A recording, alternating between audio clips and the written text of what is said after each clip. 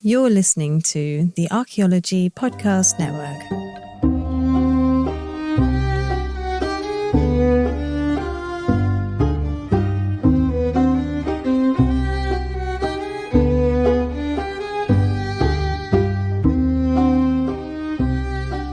Welcome to Digging Up Ancient Aliens. This is the podcast where we examine strange claims about alternative history and ancient aliens in popular media. Do the claims hold water to an archaeologist, or are there better explanations out there? We are now on episode 56. I am Fredrik, and together we will fence the misinformation with some troubles while dancing on Occam's razor's edge. Today we will start to talk about the last of the 7 wonders that still stand. These breathtaking pyramids of ancient Egypt stands at the Giza plateau. These structures have inspired and raised questions through the millennials. Of course, this have led to some rather wild theories and speculations, many of which we will be able to put to rest today, including the Orion connection, leveling the site, and several ramp theories. Remember that you find sources, resources, and reading suggestions on our website, diggingupancientaliens.com. There, you will also find contact info if you notice any mistakes or have any suggestions. And I also want to thank those who support the show, either through Patreon or the membership portal. And if you want to support the show,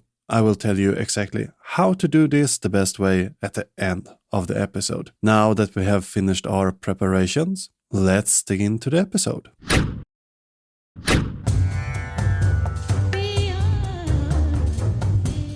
Finally, we stand on the Giza plateau in Egypt, and in front of us we have a large complex of pyramids and temples.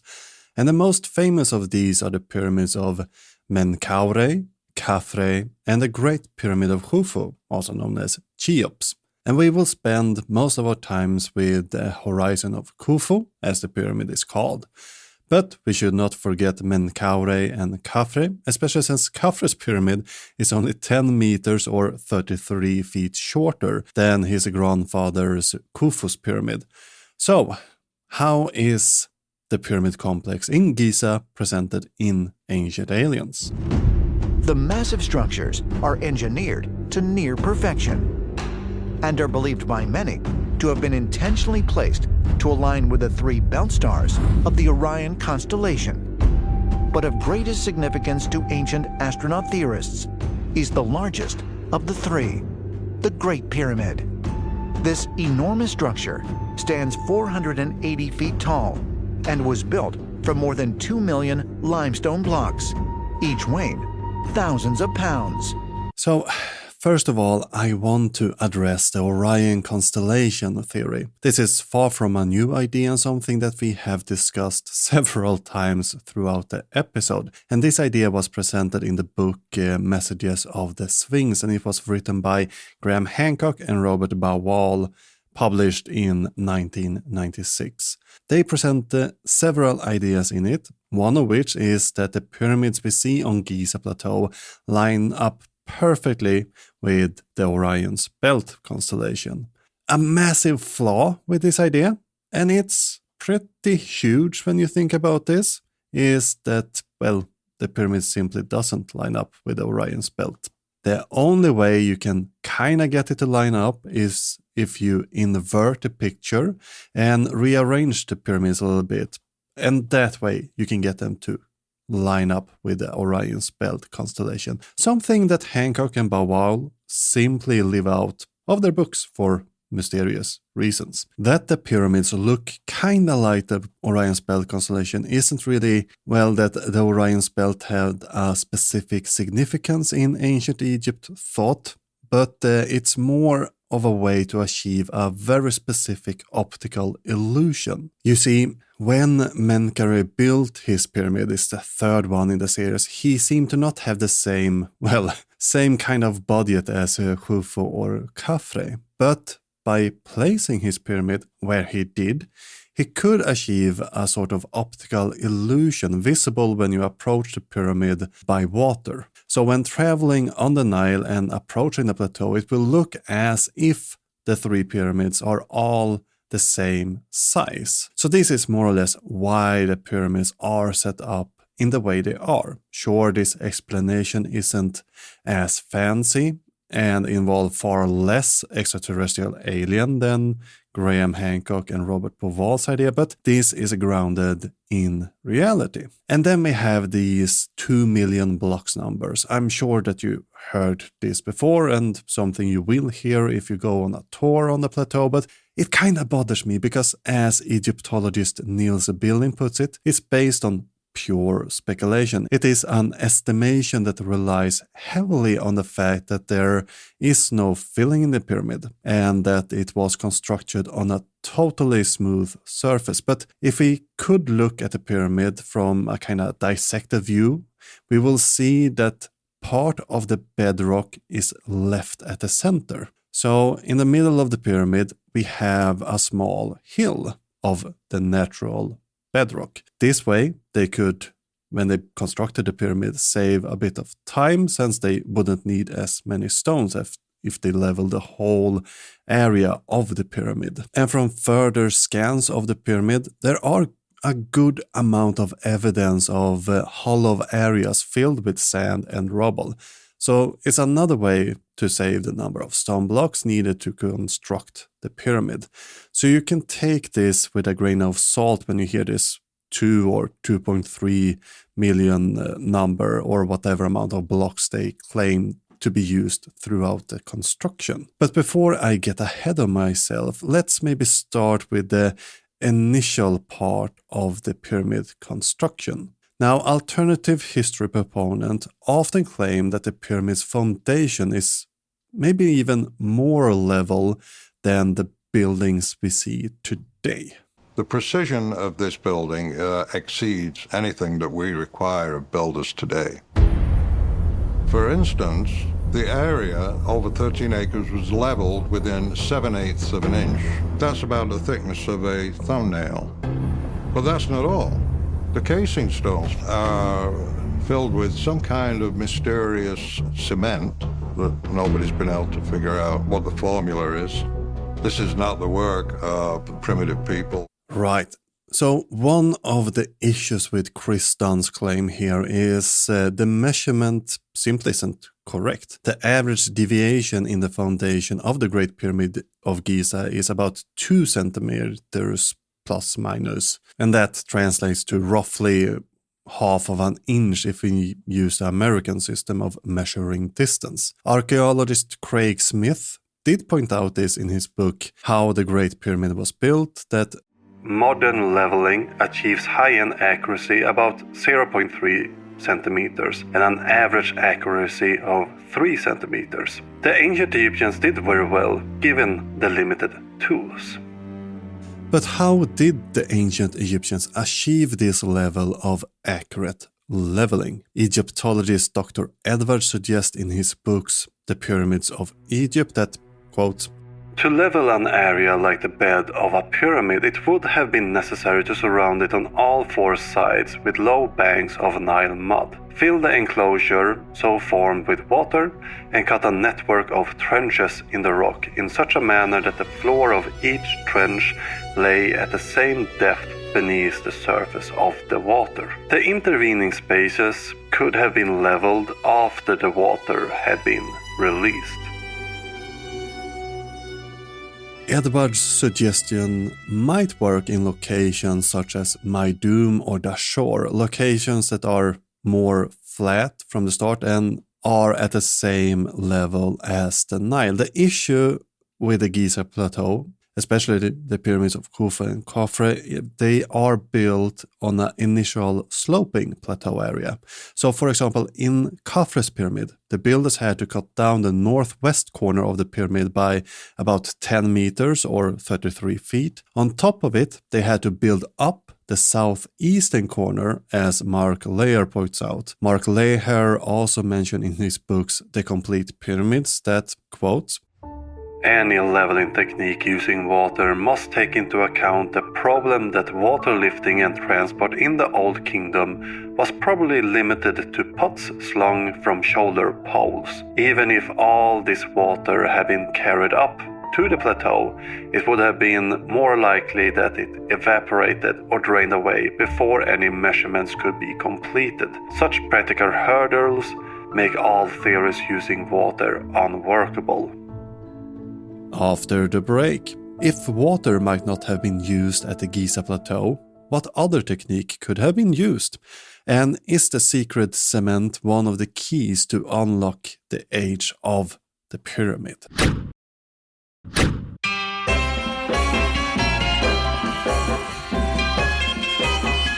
Welcome back. A more realistic way to achieve this great level is to use a reference line. Archaeologists and Egyptologists have found rows of holes around both Khafre's and Khufu's pyramids, and these holes are regularly spaced about 5.5 meters apart from each other. Now, this could be evidence of a very linear gopher living in the area, or, as many archaeologists suggest, a more realistic explanation is that these are post holes, and they have to do with the leveling of the pyramid. So the pyramid must rest on solid bedrock, as we learned in previous pyramid building episodes. This doesn't require the bedrock itself to be level. We just need the foundation platform to be level. So what they can do is put these post holes, and then they set a string between the poles, and with this string they could make sure that the blocks of the foundation platform were all at the same height and leveled with the string that went around the pyramid. And with this method we can save quite a lot of time, because we only need the outer part of the foundation platform of the pyramid to be level. Remember, a massif of rocks was deliberately left at the pyramid center, again to save time and effort during the construction process.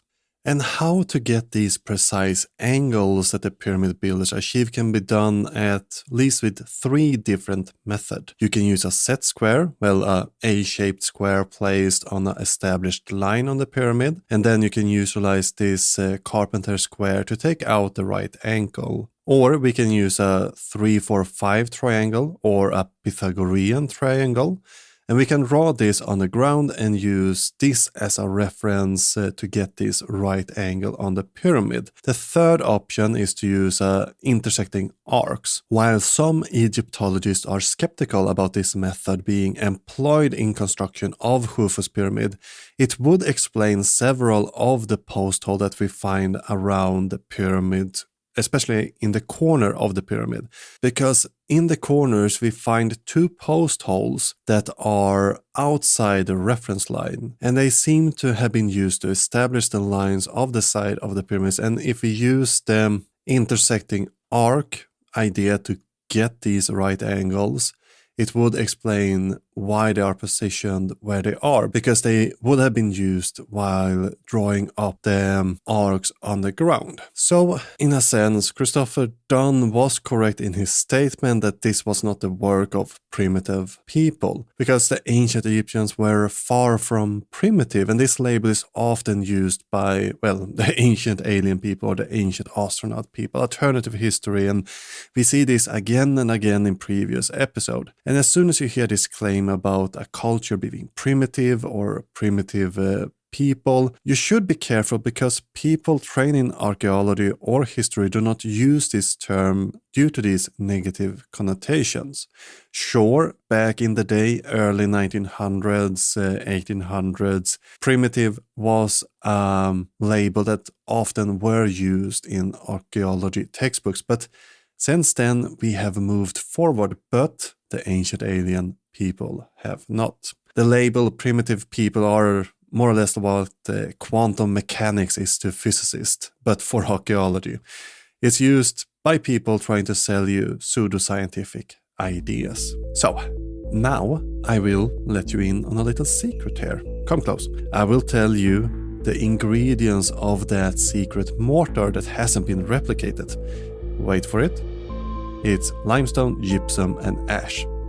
And this isn't a new discovery. It's been around and well known for actually quite some time by now. We have even found out where they created the mortar at the site.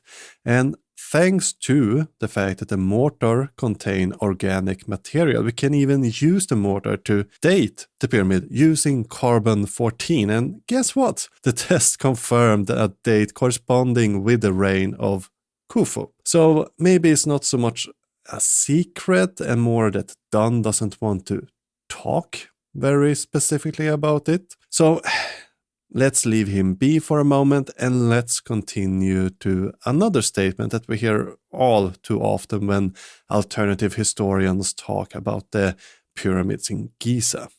And there are shafts, tunnels, and the architecture and the way it was built is a mystery till today.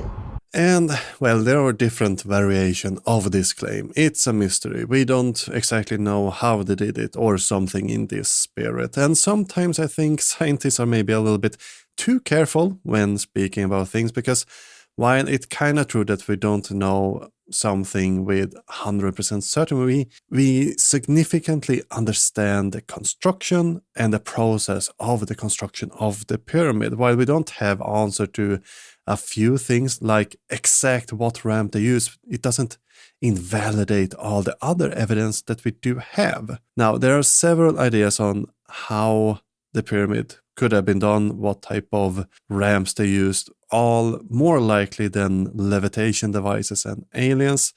It could have been an outside or an inside ramp, even if Jean-Pierre Houdin's inside ramp theory isn't looking too promising today, but there are ample evidence of ramps being used. For example, the quarry for the Great Pyramids at Giza Plateau wasn't found until 1920. Why, might you ask? Well, the quarry was filled with millions upon millions of cubic meter of limestone chips, gypsum, sand, clay, etc. Flinders Petrie and all other famous archaeologists had missed it up until this point, until Selim Hassan spent a decade from 1920 to 1930 to clear out the quarry, and he only cleared it out partially. But after Hassan cleared parts of the quarry, the remains of one of the construction ramps became visible, and the rubble clear out was most likely the material that was used to constructing the ramp around the pyramid or up to the pyramids. Now, a common objection towards an outer ramp theory is that the critics claim that a ramp built on the outside of the pyramid would cloak the rise and angle of the pyramid, making it hard for the architects and project managers to keep the pyramid at an accurate level and all of that. While this initially sounds like sound criticism, it doesn't really account for the evidence and archaeological remains that we do have. And this objection also relies heavily on that the casing stones would have been added at a later point when the pyramid was more or less finished. But as it turns out, the casing stones were put in much, much earlier. The blocks that was brought in for the casing were only dressed in the bottom, but at the pyramid they were lined up in their locations with their neighboring stones, and when these blocks were then dressed to fit closely together, and then they marked how much of the access block on the outside was going to be shaved off at a later time.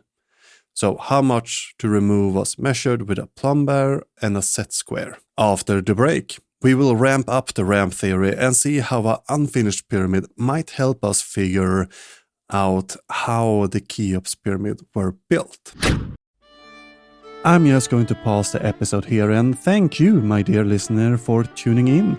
It's great having you here exploring the world of pseudoscience with me. If you want to support the cause of educating people and combating pseudoscience, I'd like if you become a Patreon or a paid subscriber of the show. For as little as $2.50 per episode, which is less than what the Loch Ness Monster asked for, you will help me continue producing high-quality content and gain access to a treasure trove of exclusive bonus material. Imagine the benefits of becoming a paid subscriber, where you will gain VIP access to our exclusive pseudoscientific book club. You will have the opportunity to hear me read and discuss the works of our favorite on-screen experts for you. To sign up and become a paid subscriber, simply head over to diggingupancientaliens.com/support. You will find all the information you need to join our community there. Your backing of the program would empower me to create more content that assists people while keeping the show as accessible as possible. So let's combat misinformation and pseudoscience together. Just head over to diggingupancientaliens.com/support to sign up. Together, we will uncover the truth one episode at a time.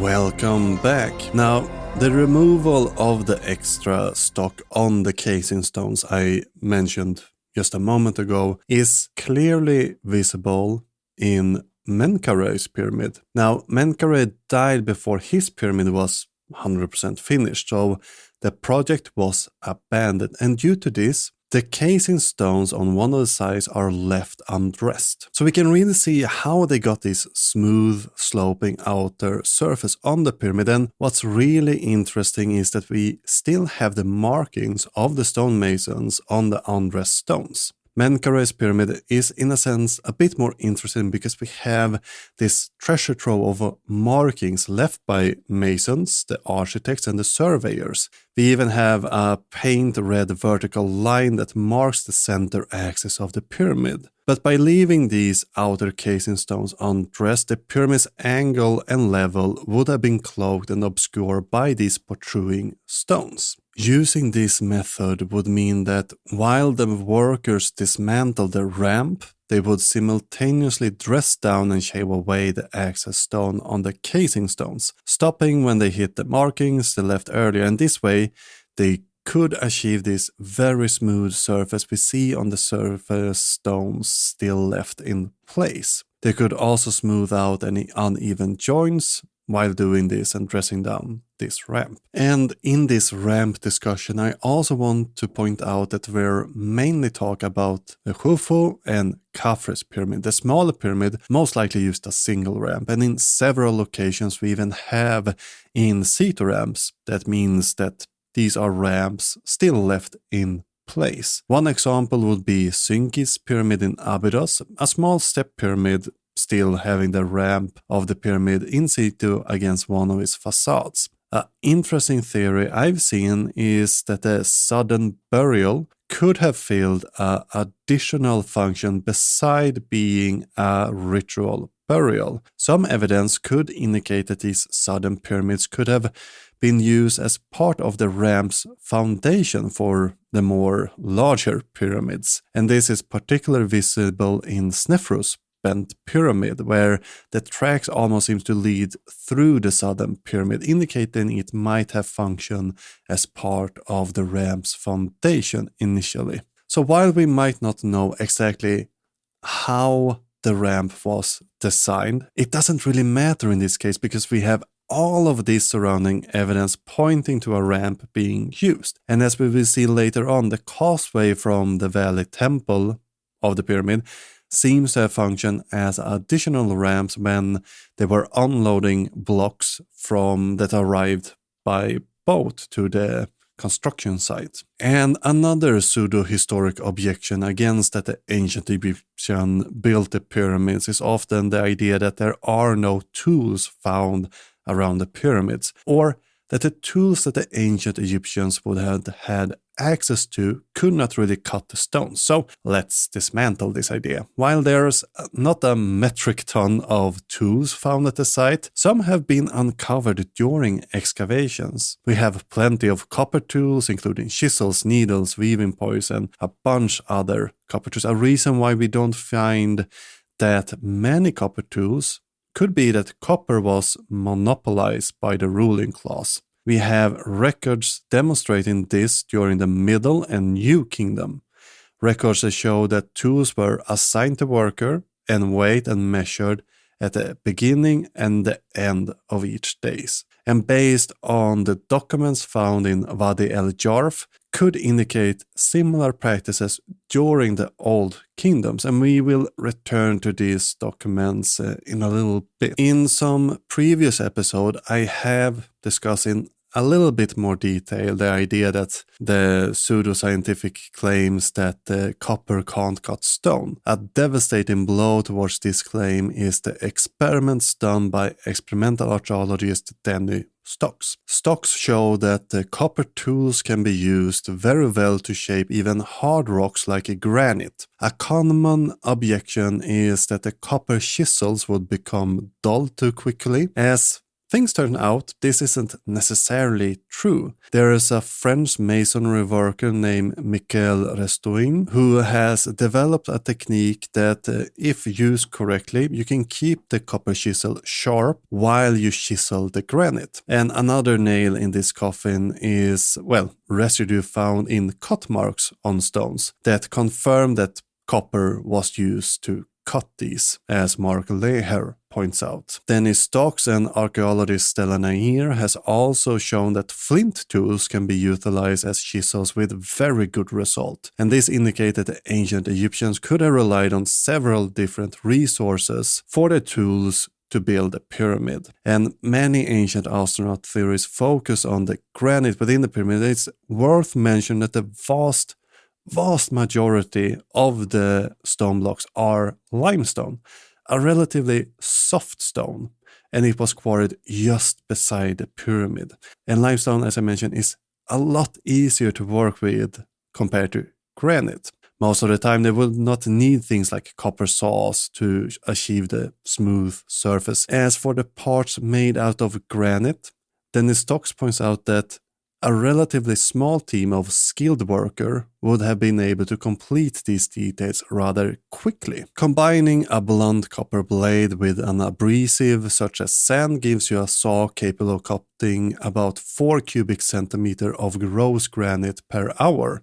And experiments with copper and sand from Aswan managed to produce a cutting rate of a lot more, 12 cubic centimeters per hour.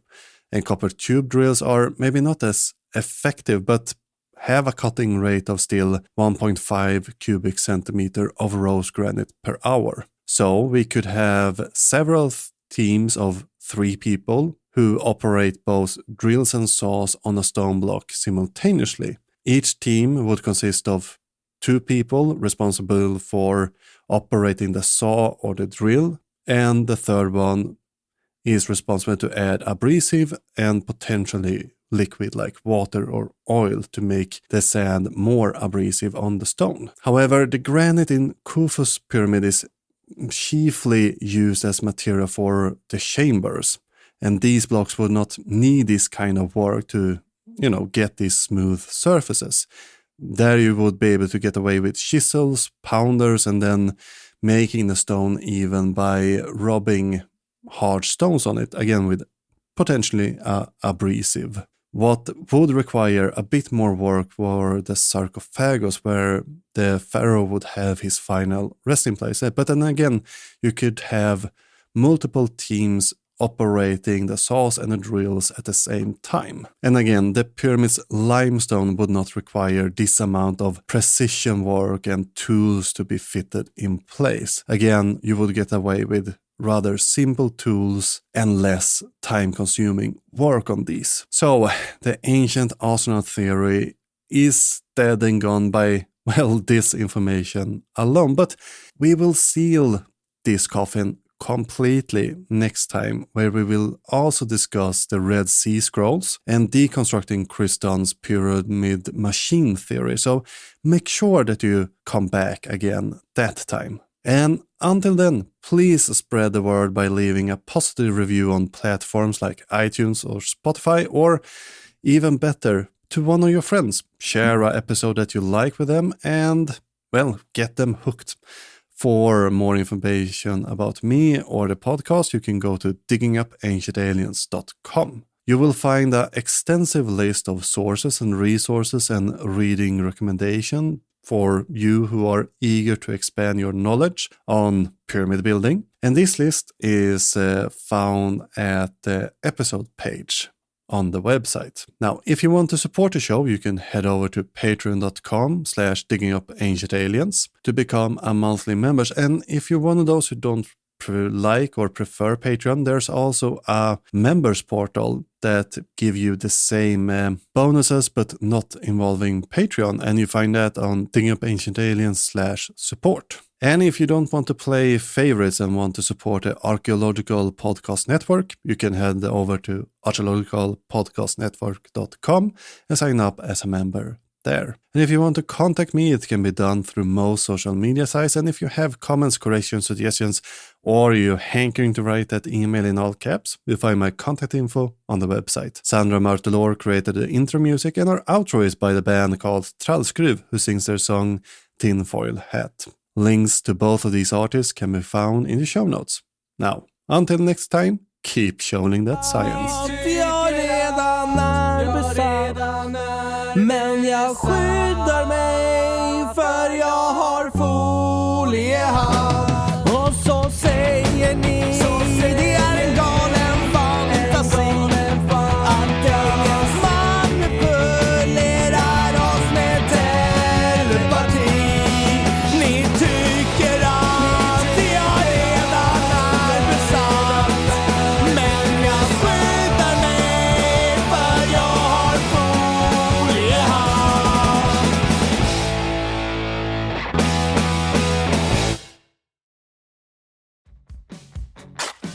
Fellow archaeology lovers, science nerd and history enthusiast, have you ever dreamt of showcasing your passion for our history and science? Dig no further. Welcome to the official merchandise store for your favorite podcast, Digging Up Ancient Aliens. Embark on a journey through time with our exclusive collection. Wrap yourself in the mysteries of the past with our range of themed shirts, mugs, and apparel. Each piece tells a story about your passions and podcast preference. And for the devoted archaeology aficionados, unveil our latest treasure, the Archaeology Mafia t-shirt. It is more than just apparel. It's a statement, a tribute to those who dig deeper, question the unknown, and unravel the secrets of our ancestors. These are not just merchandise, they are future relics from a time yet to be fully understood. Symbols of your dedication to unveiling the truth behind ancient aliens and the real wonders of our past. Join the crew of Digging Up Ancient Aliens, wear your curiosity, flaunt your knowledge, and join the Archaeology Mafia. Visit our store now and you will get an offer you can't refuse. Let's keep the spirit of exploration alive. Log on to diggingupancientaliens.com/store and grab your piece of history. Remember, the past is always present.